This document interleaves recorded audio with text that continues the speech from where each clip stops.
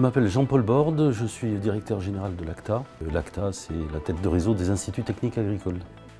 Les instituts techniques s'intéressent au sol parce que le sol, c'est la base de l'agriculture. Sans sol et sans sol actif, il n'y a pas d'activité agricole. C'est pas nouveau, mais aujourd'hui, on se réintéresse au sol avec un angle un petit peu différent parce qu'on veut voir si les propriétés du sol et les services rendus par le sol peuvent permettre à l'agriculture de mieux s'adapter au changement climatique. Il faut deux choses. La première, c'est qu'il faut avoir des sols sains, en bon état de fonctionnement.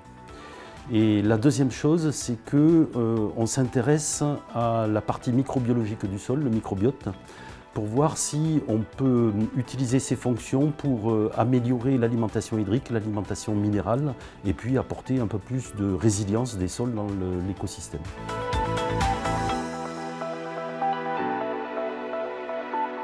Alors, les instituts techniques jouent plusieurs rôles sur la thématique du sol et il y a des actions qui s'inscrivent dans le court terme.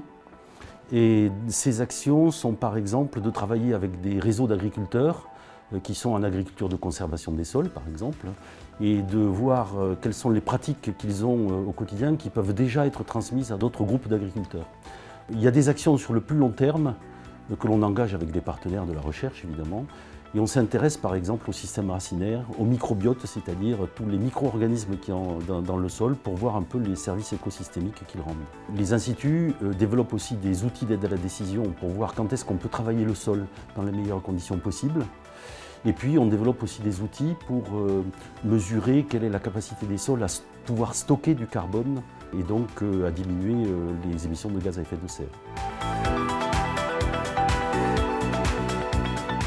Pour développer toutes ces actions, il faut nouer des partenariats.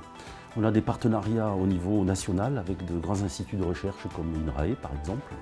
On a aussi des partenariats européens avec des centres de recherche européens avec lesquels on travaille par exemple sur le développement et la conformation du système racinaire qui est un élément d'exploration du sol qui est essentiel. Et puis il y a aussi des partenariats avec des agriculteurs tout simplement qui, par leurs pratiques quotidiennes, nous apprennent beaucoup aussi sur la façon d'améliorer les propriétés du sol.